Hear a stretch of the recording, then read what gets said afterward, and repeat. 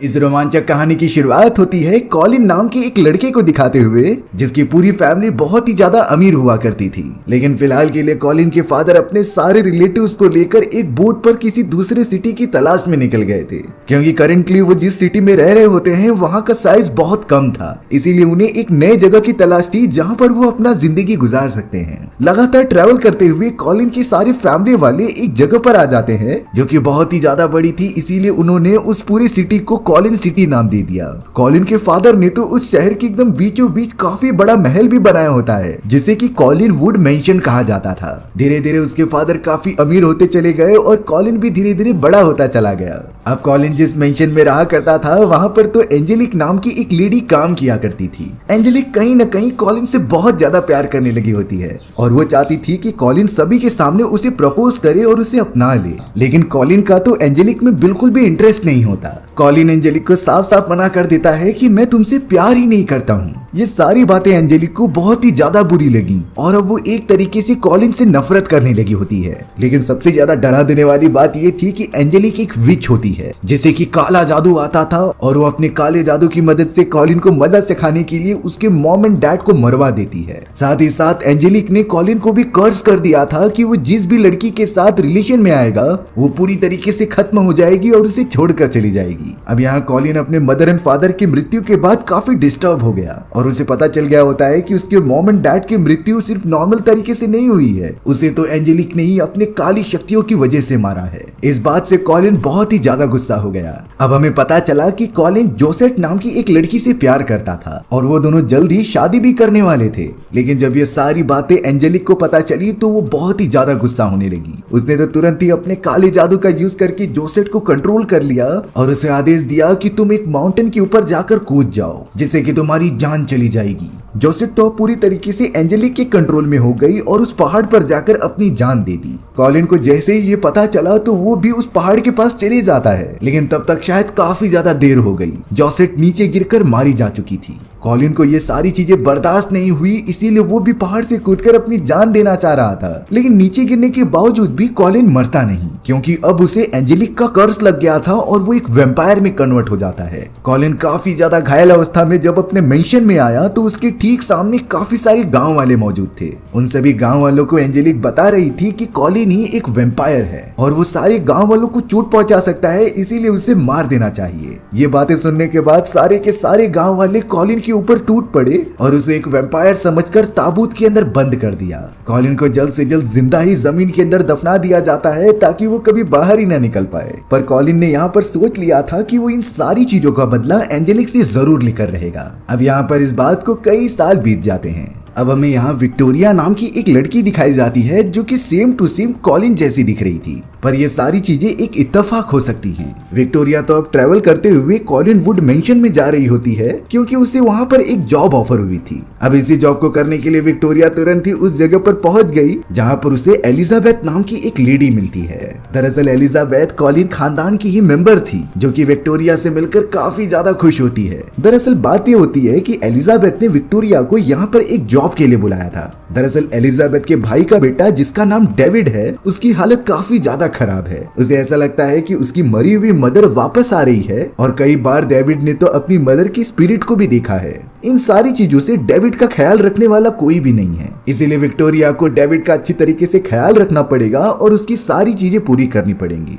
Victoria काफी conscious हो जाती है कि आखिर डेविड की मदर की मृत्यु कैसे हुई। तब जाकर एलिजाबेथ बताती है कि उनकी पानी में डूबने की वजह से मृत्यु हो गई थी, पर डेविड वो सदमा अभी तक भुला नहीं पाया है, इसीलिए विक्टोरिया को ही उसकी पूरी देखरेख करनी होगी। विक्टोरिया को भी ये सारी चीजें काफी नॉर्मल लग रही थी, इसीलिए वो इस जॉब के लिए हाँ कर देती है, क्योंकि उसे पैसों की जरूरत थी और एलिजाबेथ उसे बहुत सारे पैसे दे रही होती है। विक्टोरिया जब टेबल पर बैठी हुई थी तो वहाँ पर एक साइकेट्रिस्ट भी आती है, जिसे कि एलिजाबेथ ने ही बुलाया था। वो साइकेट्रिस्ट डेविड की परफॉर्मेंस को चेक करती है कि उसे वापस से स्पिरिट दिखाई दे रहे हैं कि नहीं। लेकिन अब अचानक विक्टोरिया ने पीछे से एक सफेद कपड़े को उड़ते हुए देखा। लेकिन थोड़ी देर बाद पता चलता है कि उस कपड़े के नीचे डेविड मौजूद है, जो कि विक्टोरिया को डराने की कोशिश कर रहा था, पर विक्टोरिया बिल्कुल नहीं डरती। वो तो डेविड को देखकर मुस्कुराने लग जाती है, पर डेविड उसे बिल्कुल भाव नहीं देता। अब यहाँ पर विक्टोरिया डिनर करने के बाद अपने कमरे में चली गई, जो कि अपने सारे कपड़े निकाल कर वहाँ रख रही होती है। लेकिन तभी विक्टोरिया के पीछे वही व्हाइट कलर का कपड़ा उड़ते हुए दिखाई दिया।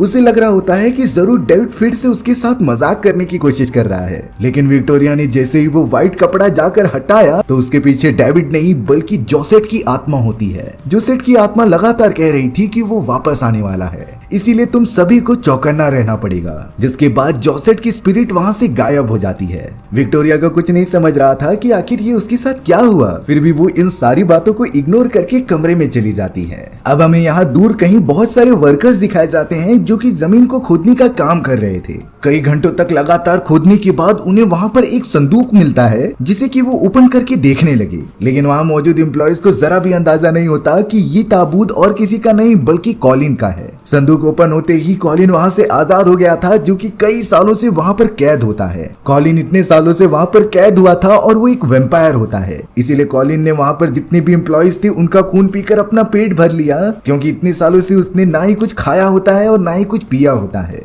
अब कॉलिन की शक्तियां वापस से आ चुकी थीं, इसीलिए वो तुरंत ही चला गया अपने कॉलिनवुड मेंशन में, जो उसका असली घर होता है। कॉलिन ने बागीचे में अपने एक नौकर को देखा, जिसे कि वो तुरंत ही अपने वश में कर लेता है, यानी कि ये आदमी अब कॉलिन का गुलाम बन चुका है। कॉलिन ने उस आदमी से पूछा कि आखिरकार कॉलिनवुड मेंशन में मेरे रिश्तेदार रहते हैं कि नहीं। तब जाकर वो गुलाम हाँ में हाँ मिलाता है, जिससे कि कॉलिन घर के अंदर चला गया था। कॉलिन के ठीक सामने एलिजाबेथ की बेटी और उसके भाई का लड़का डेविड होता है। वो दोनों तो कॉलिन को देखकर एकदम शॉक रह गए और समझने लगे कि ये कोई पागल है जो कि हमारे घर में गलती से घुस आया है। कॉलिन भी उन बच्चों को शो करने के लिए एक पेंटिंग दिखाता है और कहता है कि इस पर जिसकी पेंटिंग बनी है वो मैं ही हूँ। मैं तो इस पेंटिंग को बनवाने के लिए कई घंटों तक इसी तरीके से खड़ा रहा था। अब थोड़ी देर के अंदर एलिजाबेथ भी उस जगह पर आ जाती है, जो कि कॉलिन को देखकर एकदम शॉक रह गई थी। लेकिन वो सोच रही होती है कि शायद ये कोई बहरूपिया है जो कि कॉलिन का भेष बदलकर उसकी प्रॉपर्टी हथियाने आया है, इसीलिए वो कॉलिन के ऊपर बिल्कुल भी भरोसा नहीं करती।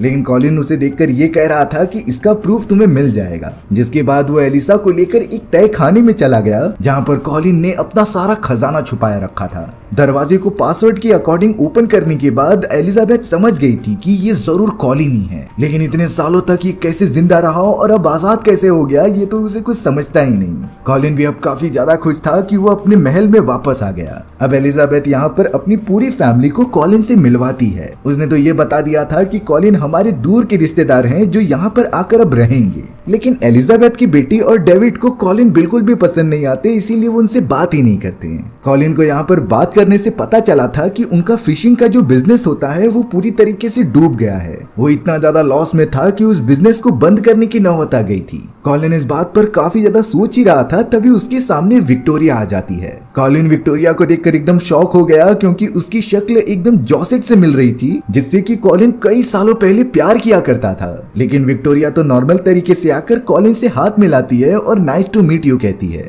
कॉलिन तो एकदम पागलों की तरह विक्टोरिया को देखता ही जा रहा था। अब हमें एक सुपर कार के अंदर बहुत ही ब्यूटीफुल लेडी दिखाई जाती है, जो और कोई नहीं बल्कि एंजेलिक थी। यानी कि ये वही विच होती है जिसने कि कॉलिन और उसकी पूरी फैमिली को ही मार दिया था। एंजेलिक के पास काली शक्तियां होती हैं, इसीलिए वो अभी तक जिंदा थी। और उसने तो कॉलिन के फैमिली बिजनेस को हड़प लिया था, जो कि शिपिंग बिजनेस होता है, और वो पूरी तरीके से टेक ओवर भी कर ली थी। एंजेलिक ने तो कॉलिन के फैमिली बिजनेस को पूरी तरीके से हड़प लिया था, और वो अब उस कंपनी की लीडर बनकर पूरी तरीके से शिपिंग बिजनेस को कंट्रोल करती थी। लेकिन जब यहाँ पर एंजेलिक को खबर मिली कि कल रात खुदाई के दौरान काफी सारे वर्कर्स मारे गए, और वहाँ पर उन्हें एक संदूक मिला जिसमें से कोई अनजान सी चीज निकली और उसी ने ही सारे एम्प्लॉइज को मार दिया। एंजेलिक तुरंत ही उस जगह पर चली जाती है देखने के लिए, और उसे ये कंफर्म हो गया था कि इसमें से जरूर कॉलिन बाहर निकला होगा। वो तुरंत ही कॉलिनवुड मेंशन में आ जाती है कॉलिन से मिलने के लिए, जहाँ पर कॉलिन अब इतने टाइम बाद एंजेलिक को देख रहा था और उसे बहुत गुस्सा आता है। कॉलिन तो एंजेलिक से कहता है कि तुमने मुझे और मेरी पूरी फैमिली को खत्म कर दिया। और अब तो तुम मेरे फैमिली बिजनेस को भी टेक ओवर कर चुकी हो। इस बात से एंजेलिक काफी ज्यादा खुश थी और कॉलिन को इस कंडीशन में छोड़कर वहां से चली जाती है। कॉलिन को इस बात का बहुत ही बुरा लग रहा था कि उसके इस तरीके से जाने के बाद पूरी फैमिली एकदम कमजोर पड़ चुकी है। इसीलिए उसने खासकर डिसाइड किया कि वो अब सारी चीजें धीरे धीरे ठीक कर देगा। सबसे पहले तो कॉलिन ने अपने पूरे पैलेस को काफी अच्छी तरीके से कर दिया था। वो पूरे पैलेस को वापस से आलीशान बना देता है जो कि वो डिजर्व करती है। और अब उसके बाद कॉलिन डिसाइड करता है कि वो उसकी फैमिली की पुराने बिजनेस को वापस से खड़ा करेगा। कॉलिन तो अब बड़े बड़े बिजनेसमैन से जाकर मिलने लगा जो कि शिपिंग बिजनेस में उसकी हेल्प कर सकते थे। और जो बिजनेसमैन उसकी बात नहीं मानता, कॉलिन उसे अपने जादू की मदद से कंट्रोल कर लेता और बात मनवा लेता। धीरे धीरे करके कॉलिन ने अपना बिजनेस खड़ा करना स्टार्ट कर दिया और कुछ ही टाइम के अंदर उसकी कंपनी वापस से बन जाती है। कॉलिन ने तो अपने फैमिली मेंबर्स को उस कंपनी के अंदर शेयर होल्डर्स भी बना दिया था और वही मिलकर पूरी तरीके से इस बिजनेस को चलाने लगे होते हैं। यानी कि इस समय में कॉलिन ने अपने दम पर ये सारी चीजें की हैं। सारे के सारे फैमिली मेंबर्स कॉलिन से काफी ज्यादा इंप्रेस हो चुके थे। अब यहाँ पर कॉलिन घर के अंदर साइकेट्रिस्ट के साथ बैठा हुआ होता है। साइकेट्रिस्ट को पता नहीं क्यों कॉलिन के ऊपर शक हो रहा था, इसीलिए वो कॉलिन को हिप्नोटाइज करती है और उससे एक सच्चाई पूछती है। उन सारी इन्वेस्टिगेशन में साइकेट्रिस्ट को पता चल गया कि कॉलिन कोई इंसान नहीं बल्कि एक वेम्पायर है। इस बात से वो बहुत ही ज्यादा डर जाती है और जाकर डायरेक्टली एलिजाबेथ को बताती है। लेकिन एलिजाबेथ तो कह रही थी कि ये बात उसे पहले से ही पता है और कॉलिन ने ये वादा किया है कि वो हमारे फैमिली मेंबर्स में से किसी को भी चोट नहीं पहुंचाएगा। साइकेट्रिस्ट इन सारी चीजों से बहुत ज्यादा डर गई और पैलेस से दूर भाग गई। कॉलिन तो अब विक्टोरिया के पास आ चुका था क्योंकि वो उसे बहुत ही ज्यादा पसंद करता है। उसके पास यही एक रीजन था क्योंकि विक्टोरिया एंजेलिक जैसी दिखती थी। कॉलिन तो विक्टोरिया को इम्प्रेस करने के लिए सारी चीजें ट्राई करता है, लेकिन तब का जमाना कुछ और था और अब ये मॉडर्न जमाना होता है जिसमें कि यंगस्टर्स इतनी आसानी से बात नहीं मानते। कॉलिन को जल्द से जल्द विक्टोरिया को काफी इम्प्रेस करके उसे अपने प्यार में गिराना था, इसीलिए वो एलिजाबेथ की बेटी के पास चला गया और उसे कई सारी बातें पूछने लगा कि कैसे कोई लेडी मुझसे इम्प्रेस होगी। तब जाकर एलिजाबेथ की बेटी उसे गाइड करती है कि तुम्हें कई सारे यंगस्टर से मिलना चाहिए जिससे कि तुम्हें उनकी बिहेवियर के बारे में पता चलेगा। हालांकि कॉलिन ऐसा ही करता है और कई सारे यंगस्टर से मिलता है, लेकिन अब उसके वैम्पायर होने के कारण वो थोड़ी देर बात करता और उन सारे लोगों को मारकर उनका खून पीने लगता। यही एक चीज कॉलिन को काफी ज्यादा सता रही थी, इसीलिए वो डायरेक्टली उसी साइकेट्रिस्ट के पास आ गया और उससे कहने लगा कि तुम मेरे बॉडी में मौजूद सारे के सारे ब्लड निकालकर इंसानी खून डाल दो, जिससे कि मैं फिर कभी वैम्पायर नहीं बन पाऊंगा और मैं एक नॉर्मल जिंदगी जीना चाहता हूँ। इसीलिए अब साइकेट्रिस्ट सारी इंतजाम करने लगी थी ये ऑपरेशन करने के लिए। अब इसी तरीके से कुछ समय बीत जाते हैं जिसमें कि कॉलिन और विक्टोरिया एक दूसरे के काफी क्लोज आ गए थे। उनके बीच में जो भी दूरियां होती हैं वो खत्म हो चुकी थी और वो काफी अच्छे दोस्त भी होते हैं। लेकिन इतने सालों तक बंद रहने के कारण कॉलिन को कुछ और भूख लगी थी, इसीलिए वो फिलहाल के लिए विक्टोरिया को छोड़कर एंजेलिक के पास चला गया, जो कि वही विच होती है जिसने कि कॉलिन को ये रूप दिया होता है। अब यहाँ पर हमें पता चला कि एंजेलिक अभी भी कॉलिन से प्यार करती है और वो उसकी काफी क्लोज आने लगी थी। कॉलिन को भी काफी मन कर रहा होता है, इसीलिए वो भी एंजेलिक के ऊपर चिपक गया और लगातार उसके साथ रात बिताने लगा। उन दोनों ने साथ में काफी सारे मजे किए होते हैं, लेकिन बाद में कॉलिन कहने लगा कि मैं तुमसे प्यार नहीं करता। इस बात से एंजेलिक फिर से काफी गुस्सा हो जाती है। अब यहाँ पर कॉलिन का बिजनेस और उसका घर काफी अच्छा हो गया था, इसीलिए उसने अपने सारे रिश्तेदारों को पार्टी देने के लिए अपने महल में एक दावत रखी। सभी लोग अब उस मेंशन में आने लग जाते हैं और काफी एंजॉय भी करते हैं। कॉलिन तो यहाँ पर विक्टोरिया के साथ मौजूद था। कॉलिन विक्टोरिया से अपने प्यार का इजहार करता है और कहता है कि मैं तुम्हारे साथ जिंदगी भर रहना चाहता हूँ। लेकिन विक्टोरिया तो उसे एक सच्चाई बताती है कि मुझे आत्माएं दिखाई देती हैं और हाल ही में मुझे एक लेडी की आत्मा दिखाई दी थी और उसी ने ही मुझे गाइड किया था इस जगह पर आने के लिए। अब यहाँ पर कॉलिन और विक्टोरिया बातें करते हुए एक दूसरे को किस करने लग जाते हैं और उस मोमेंट को एंजॉय करते हैं। लेकिन अब बिना बुलाए एंजेलिक भी उस जगह पर आ गई थी, जो कि जब बालकनी में आती है तो उसने उन दोनों को किस करते हुए देख लिया था। इस बात से एंजेलिक को बहुत ज्यादा गुस्सा आने लगा और वो वहां से काफी गुस्सा हो गई।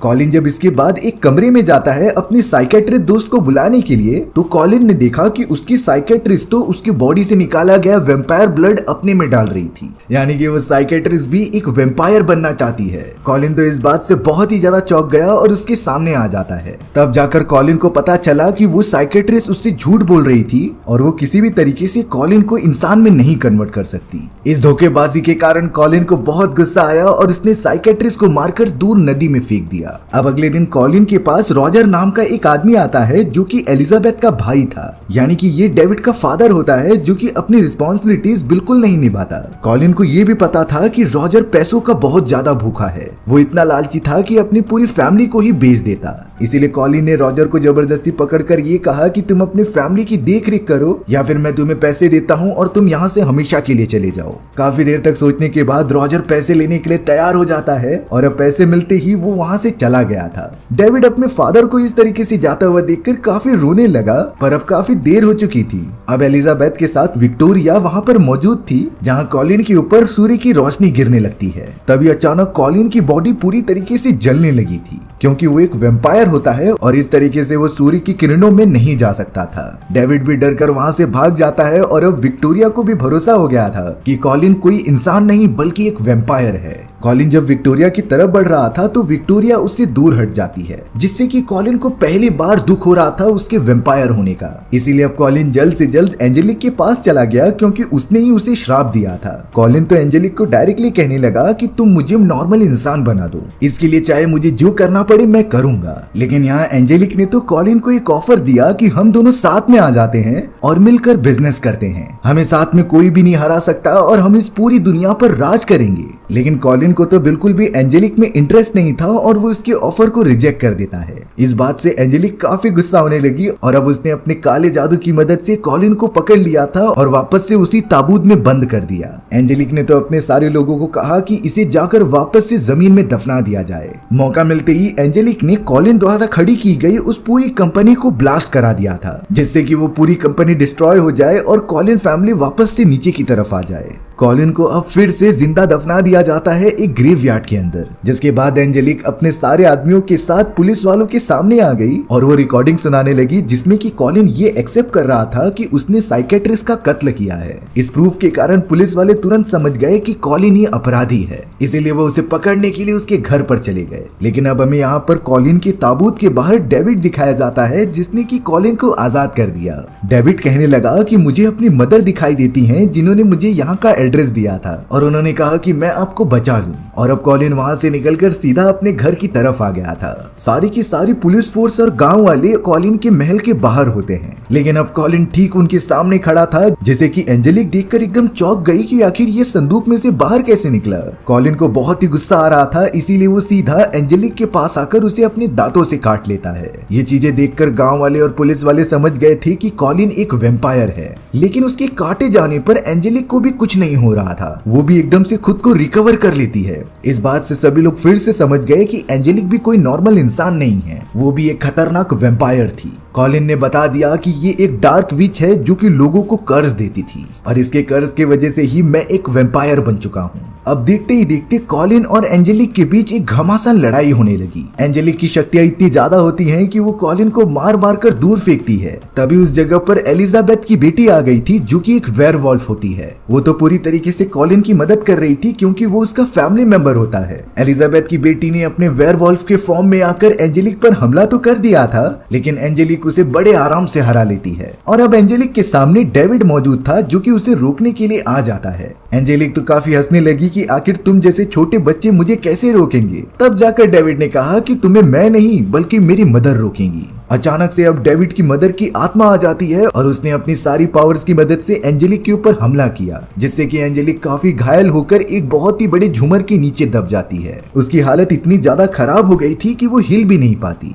और अब अपने आखिरी मोमेंट में जब कॉलिन उसके सामने होता है तो एंजेलिक ने अपना दिल निकालकर कॉलिन को दे दिया था, क्योंकि रियलिटी में एंजेलिक कॉलिन से प्यार करती थी और शुरुआत से वो यही चाहती है कि कॉलिन उसका हो जाए। पर अब काफी देर हो चुकी थी और इस तरीके से एंजेलिक खत्म हो जाती है। अब सारी चीजें नॉर्मल होने के बाद कॉलिन को विक्टोरिया दिखाई नहीं दे रही थी। तभी उसे समझ में आता है कि शायद विक्टोरिया भी मेरे कर्ज के कारण पहाड़ी पर गई होगी सुसाइड करने के लिए। इसीलिए कॉलिन तुरंत ही भागा भागा चला जाता है उस माउंटेन की तरफ, क्योंकि इसी तरीके से कई साल पहले उसकी प्रेमिका मारी गई थी और कॉलिन अब नहीं चाहता कि विक्टोरिया इस तरीके से मारी जाए। इसीलिए वो बहुत ही तेजी से पहाड़ी की तरफ पहुंच जाता है। विक्टोरिया भी पहाड़ी की एकदम कोने पर गिरने वाली थी जो कि किसी के कंट्रोल में होती है। कॉलिन तो डायरेक्टली भागता हुआ विक्टोरिया को पकड़ लेता है और उसे गिरने से बचा लेता है। यहाँ पर विक्टोरिया अब कॉलिन से अपने प्यार का इजहार कर रही थी और उसे आई लव यू भी कहती है। लेकिन विक्टोरिया यहाँ पर कॉलिन से चाहती थी कि वो भी मुझे वेम्पायर बना दे। कॉलिन तो ये सुनकर एकदम चौंक गया और इसके लिए विक्टोरिया को मना कर रहा होता है। लेकिन अब बहुत ही ज्यादा नाराज होकर विक्टोरिया उस पहाड़ से नीचे जंप लगा देती है। कॉलिन तो इस तरीके से अब विक्टोरिया को मरने तो नहीं दे सकता था, इसीलिए वो भी बचाने के लिए नीचे कूद जाता है।